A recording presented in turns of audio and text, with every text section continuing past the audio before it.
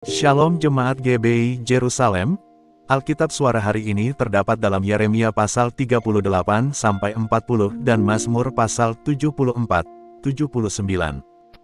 Yeremia pasal 38. Tetapi Sefakab bin Matan, Gedalia bin Pasur, Yukal bin Selamia dan Pasur bin Makia mendengar perkataan yang tidak henti-henti diucapkan oleh Yeremia kepada segenap orang banyak itu. Beginilah firman Tuhan. Siapa yang tinggal di kota ini akan mati karena pedang, karena kelaparan, dan karena penyakit campar. Tetapi siapa yang keluar dari sini mendapatkan orang Kasdim, ia akan tetap hidup. Nyawanya akan menjadi jarahan baginya, dan ia tetap hidup. Beginilah firman Tuhan. Kota ini akan pasti diserahkan ke dalam tangan tentara Raja Babel yang akan merebutnya. Maka berkatalah para pemuka itu kepada raja, baiklah orang ini dihukum mati. Sebab sebenarnya dengan mengatakan hal-hal seperti itu, maka ia melemahkan semangat prajurit-prajurit yang masih tinggal di kota ini, dan semangat segenap rakyat. Sungguh, orang ini tidak mengusahakan kesejahteraan untuk bangsa ini, melainkan kemalangan. Raja Sedekia menjawab, baiklah, ia ada dalam kuasamu. Sebab raja tidak dapat berbuat apa-apa menentang kamu. Maka mereka mengambil Yeremia dan memasukkannya ke dalam perigi milik Pangeran Malkia yang di pelataran penjagaan itu. Mereka menurunkan Yeremia dengan tali. Di perigi itu tidak ada air, hanya lumpur. Lalu terporosoklah Yeremia ke dalam lumpur itu. Tetapi ketika didengar Ebed-Melek, orang Ethiopia itu, ia seorang sida-sida yang tinggal di istana raja, bahwa Yeremia telah dimasukkan ke dalam perigi. Pada waktu itu, raja sedang duduk di pintu gerbang Benyamin. Maka keluarlah Ebed-Melek dari istana raja itu, lalu berkata kepada raja, ya tuanku raja, perbuatan orang-orang ini jahat dalam segala apa yang mereka lakukan terhadap Nabi Yeremia, yakni memasukkan dia ke dalam perigi. Ia akan mati kelaparan di tempat itu, sebab tidak ada lagi roti di kota. Lalu raja memberi perintah kepada Ebed-Melek, orang Ethiopia itu, katanya, bawalah 3 orang dari sini, dan angkatlah Nabi Yeremia dari perigi itu sebelum ia mati.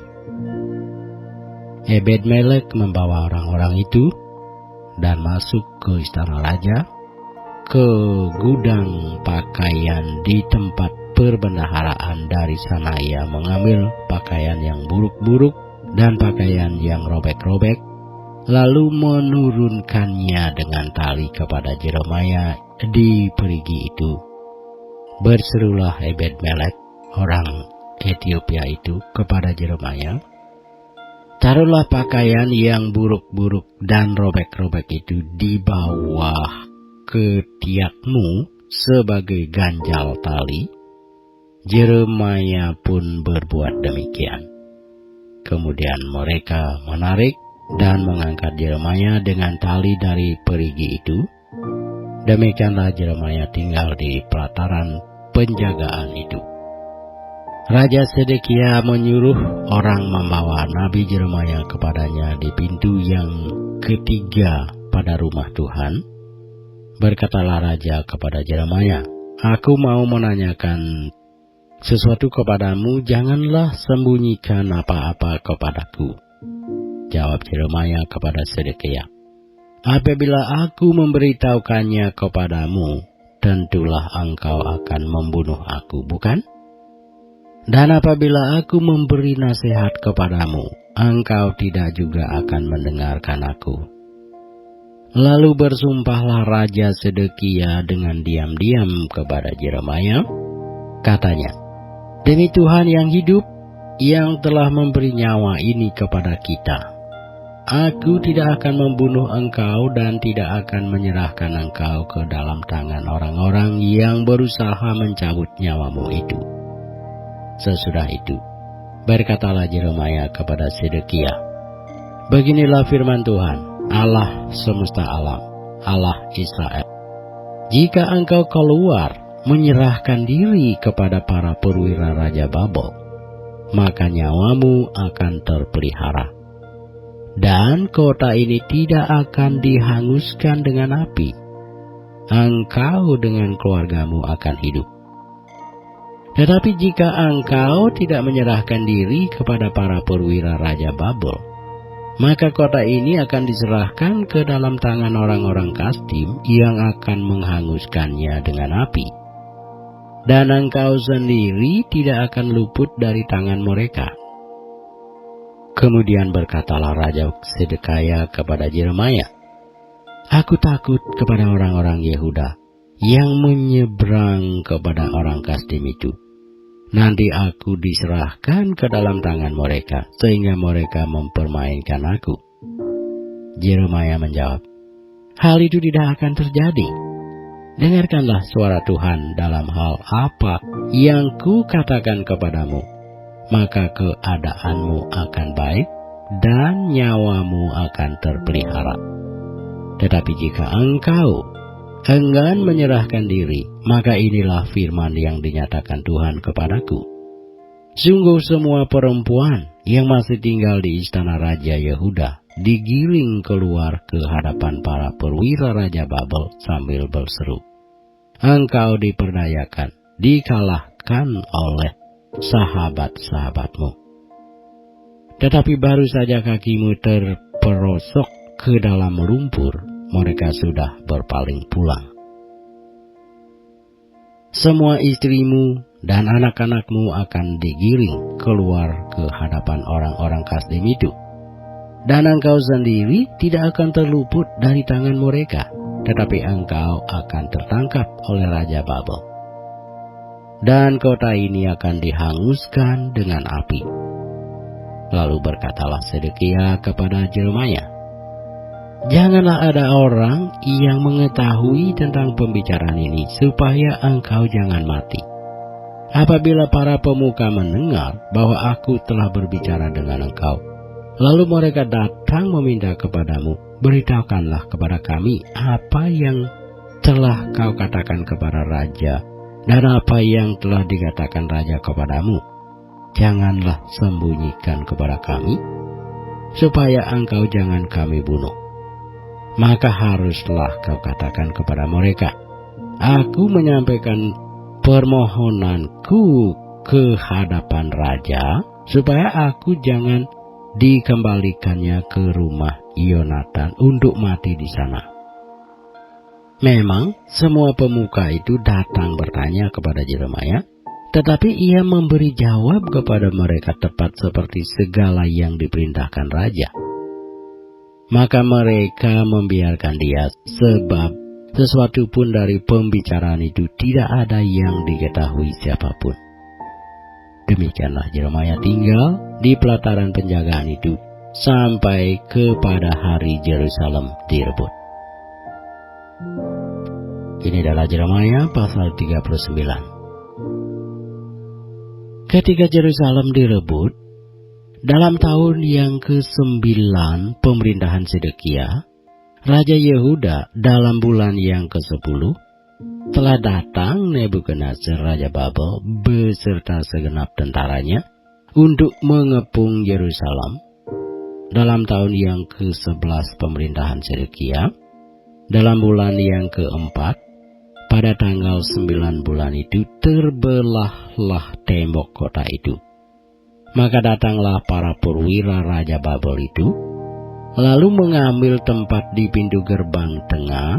Mereka itu ialah Nergal, Sareser, pembesar dari Sin Magir, panglima, dan Nabusyazban, kepala istana, dan para perwira lainnya dari Raja Babel. Melihat mereka semuanya, maka Sedekia, Raja Yehuda, dengan semua tentara melarikan diri, meninggalkan kota itu pada waktu malam dengan mengambil jalan Taman Raja, dengan melalui pintu gerbang antara kedua tembok.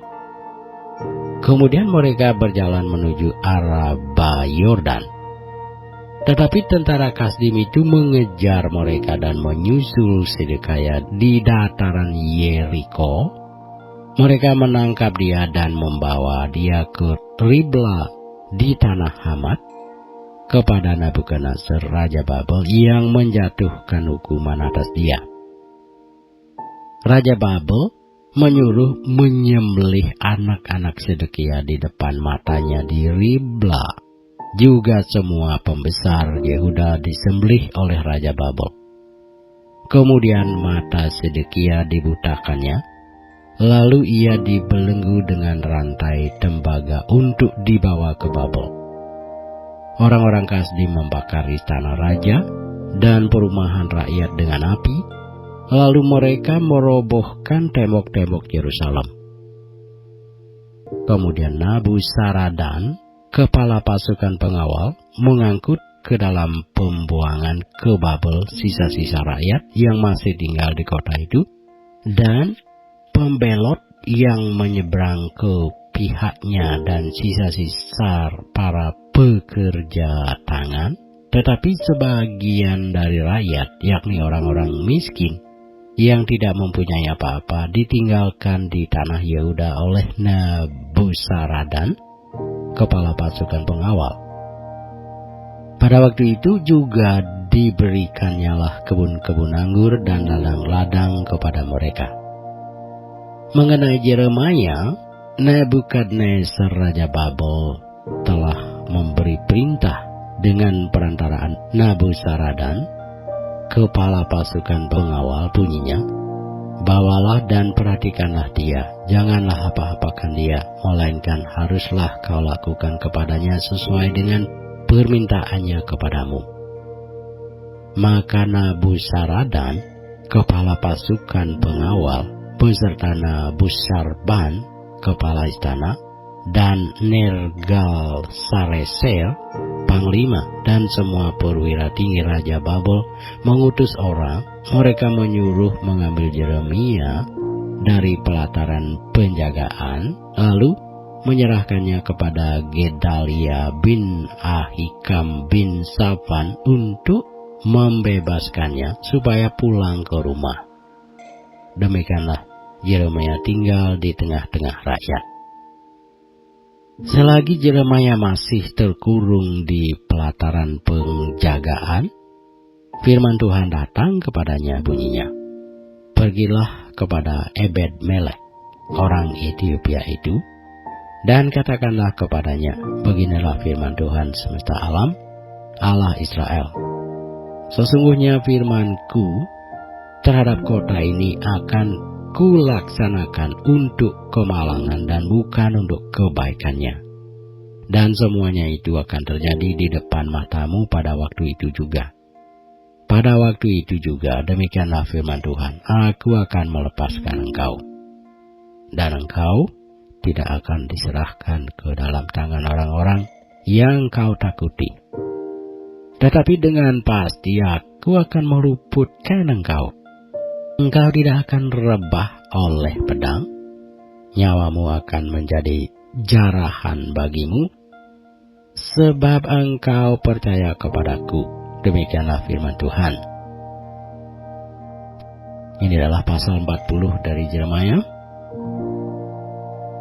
Firman yang datang daripada Tuhan kepada Yeremia sesudah ia dilepaskan dari Rama oleh Nabuzaradan, kepala pasukan pengawal, yang telah menyuruh untuk mengambilnya terbelenggu pada tangannya di tengah-tengah semua orang buangan dari Yerusalem dan Yehuda, yang hendak diangkut ke dalam pembuangan ke Babel, kepala pasukan pengawal itu telah mengambil Yeremia dan berkata kepadanya, Tuhan Allahmu telah mengancamkan malapetaka ini atas tempat ini, dan ia telah melaksanakannya. Tuhan telah melakukan apa yang diancamkannya, oleh karena kamu telah berdosa kepada Tuhan dan tidak mendengarkan suaranya, sehingga terjadilah hal ini kepada kamu. Maka sekarang, lihatlah, aku melepaskan engkau hari ini dari belenggu yang ada pada tanganmu itu. Jika engkau suka untuk ikut pergi dengan aku ke Babel, marilah, aku akan memperhatikan engkau. Tetapi jika engkau tidak suka untuk ikut pergi dengan aku ke Babel, janganlah pergi. Lihat, seluruh negeri ini terbuka untuk engkau. Engkau boleh pergi kemana saja engkau pandang baik dan benar. Engkau boleh kembali kepada Gedalia bin Ahikam bin Safan yang telah diangkat oleh Raja Babel atas kota-kota Yehuda, dan tinggallah bersama-sama dia di tengah-tengah rakyat, atau kemana saja engkau pandang benar, pergilah ke situ. Lalu kepala pasukan pengawal itu memberikan kepadanya bekal makanan dan suatu hadiah, kemudian melepas dia pergi. Jadi pergilah Yeremia kepada Gedalia bin Ahikam di Mispa, dan diam bersama-sama dengan dia di tengah-tengah rakyat yang masih tinggal di negeri itu.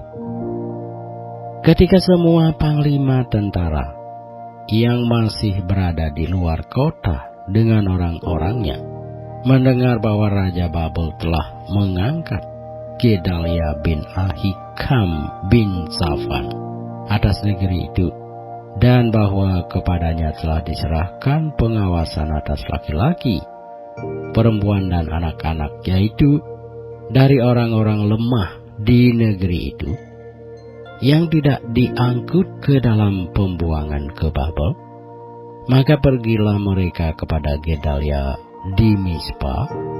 Mereka ialah Ismael bin Netanya, Yohanan bin Karyah, Seraya bin Tan Humet, anak-anak Efai orang Netofa itu, dan Yesanya anak seorang Maaka, bersama dengan anak buahnya. Lalu bersumpahlah Gedalia bin Ahikam bin Safan kepada mereka dengan anak buah mereka, janganlah kamu takut untuk takluk kepada orang-orang Kasdim itu.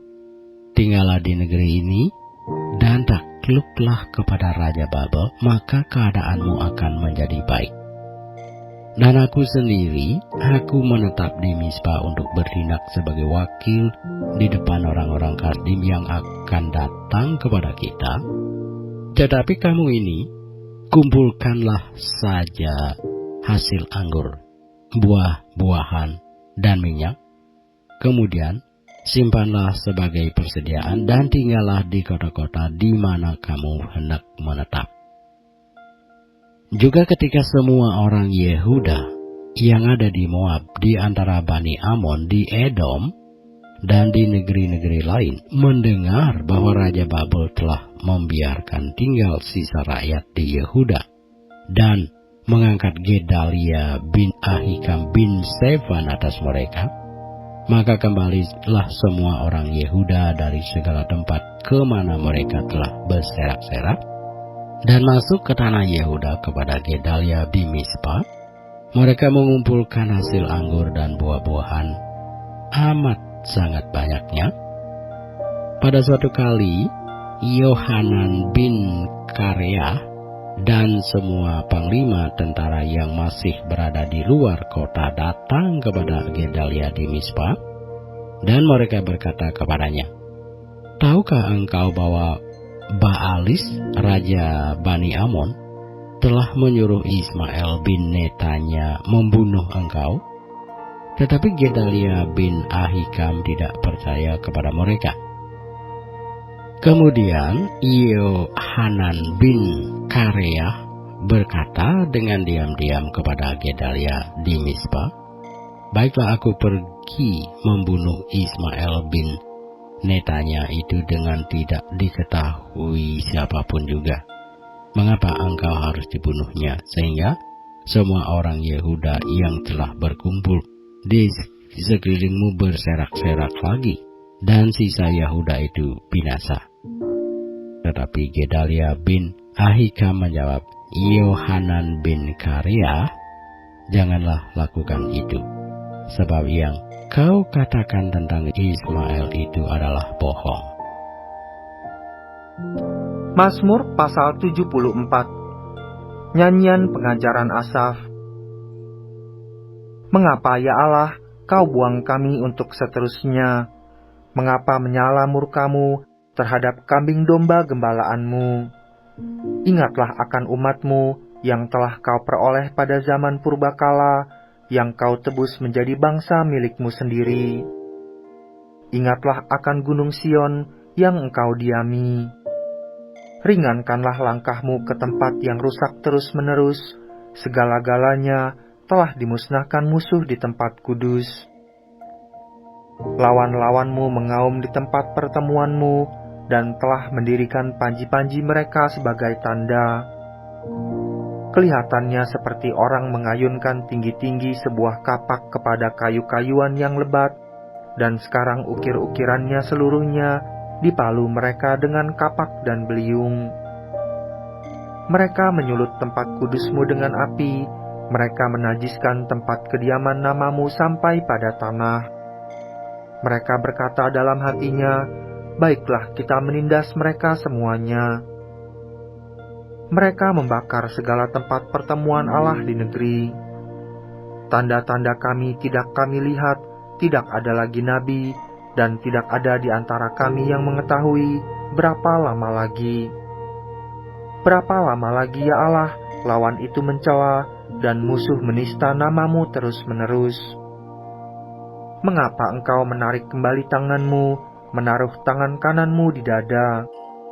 Namun engkau, ya Allah, adalah Raja dari zaman purbakala yang melakukan penyelamatan di atas bumi. Engkaulah yang membelah laut dengan kekuatanmu, yang memecahkan kepala ular-ular naga di atas muka air. Engkaulah yang meremukkan kepala-kepala Lewiatan, yang memberikannya menjadi makanan penghuni-penghuni padang belantara. Engkaulah yang membelah mata air dan sungai, engkaulah yang mengeringkan sungai-sungai yang selalu mengalir. Punyamulah siang, punyamulah juga malam. Engkaulah yang menaruh benda penerang dan matahari. Engkaulah yang menetapkan segala batas bumi, musim kemarau dan musim hujan, engkaulah yang membuatnya. Ingatlah ini, musuh mencela ya Tuhan, dan bangsa yang bebal itu menista namamu. Janganlah berikan nyawa merpatimu kepada binatang liar. Janganlah lupakan terus-menerus nyawa orang-orangmu yang tertindas. Pandanglah kepada perjanjian, sebab tempat-tempat gelap di bumi penuh sarang-sarang kekerasan.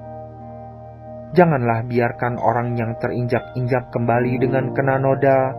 Biarlah orang sengsara dan orang miskin memuji-muji namamu. Bangunlah ya Allah, lakukanlah perjuanganmu. Ingatlah akan celah kepadamu dari pihak orang bebal sepanjang hari. Janganlah lupa suara lawanmu, deru orang-orang yang bangkit melawan engkau, yang terus-menerus makin keras.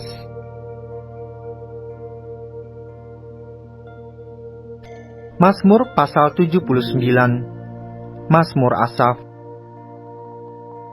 Ya Allah, bangsa-bangsa lain telah masuk ke dalam tanah milikmu, menajiskan bait kudusmu, membuat Yerusalem menjadi timbunan puing. Mereka memberikan mayat hamba-hambamu sebagai makanan kepada burung-burung di udara, daging orang-orang yang kau kasihi kepada binatang-binatang liar di bumi. Mereka menumpahkan darah orang-orang itu seperti air sekeliling Yerusalem, dan tidak ada yang menguburkan.